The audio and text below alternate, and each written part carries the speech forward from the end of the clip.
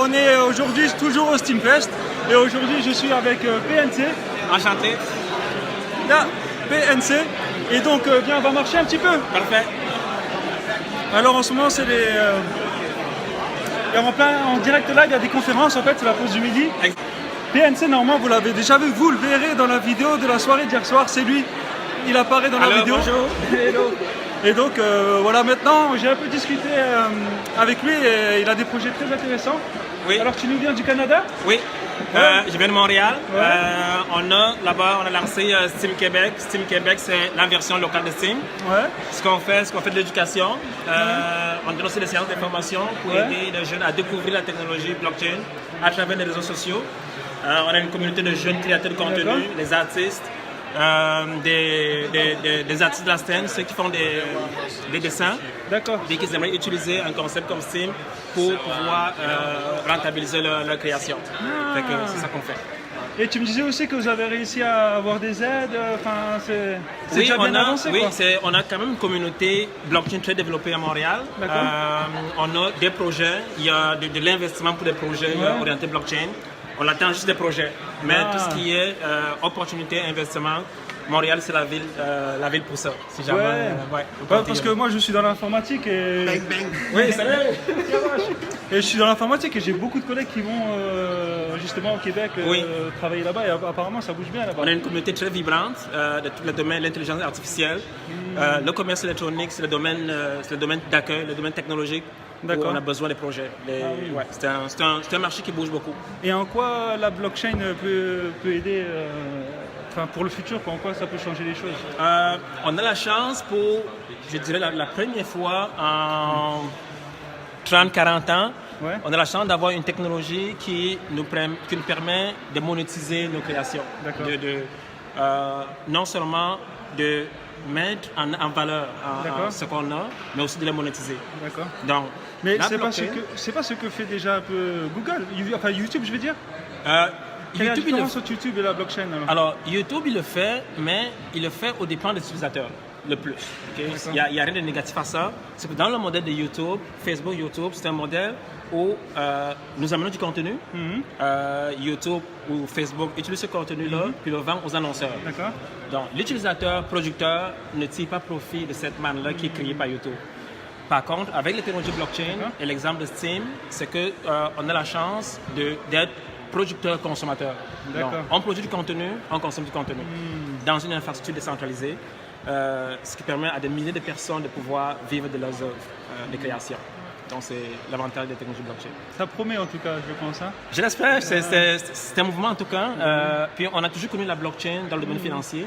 Et là, avec des projets comme Steam, on découvre la blockchain dans le domaine social, dans le domaine des applications, des réseaux sociaux. Et c'est énorme dans les différentes applications qu'on peut développer sur Steam. C'est un peu ce qu'ils nous disent aussi un peu en conférence depuis ce qu'on entend depuis ce matin dans la conférence. Quoi.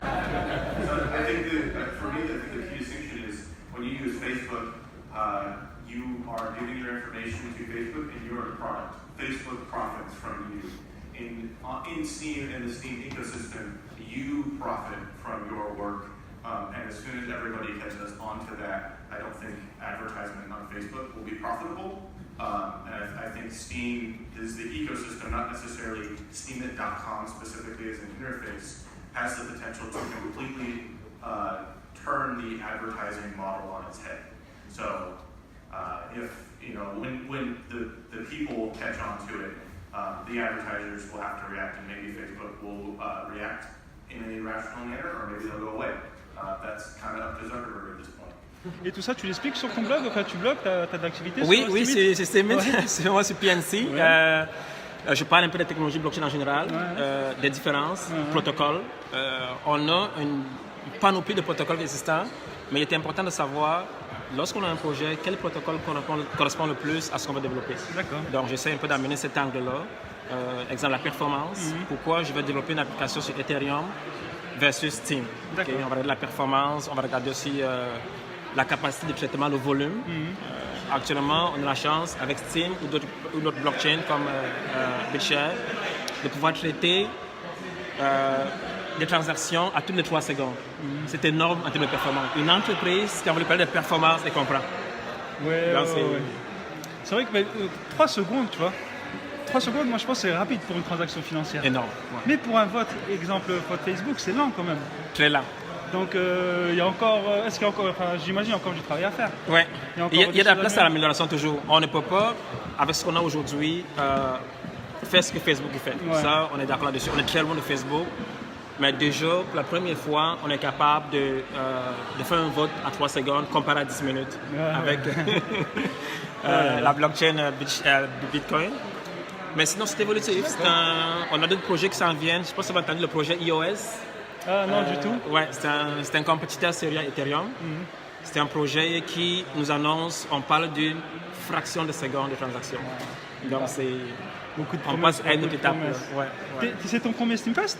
Oui, c'est mon premier. L'année passée, je n'ai pas pu y participer parce que bon, j'avais d'autres engagements. Il faut, hein. Fait que La, oui, vie, oui, oui, la vie continue, hein, normalement. Exactement. Fait que je suis content d'être là, de voir un peu une communauté comme ça, c'est énorme. Steam, c'est sa force, la communauté des gens qui comportent. Écoute, si on a la chance de te revoir l'année prochaine et de me revoir, donc j'espère, on pourra continuer ça et voir l'évolution, ce qui se passe en un an. Ah, définitivement, je l'espère. En 18 mois, cette évolution-là, je ne pouvais pas l'imaginer comme ça. Donc, je pense qu'on va continuer ce mouvement avec des projets qu'on a entendus tantôt. Il y a quelque chose à suivre. Bon, on suivra ça l'année prochaine, au prochain Steamfest. Voilà, merci à vous tous. Puis, ciao.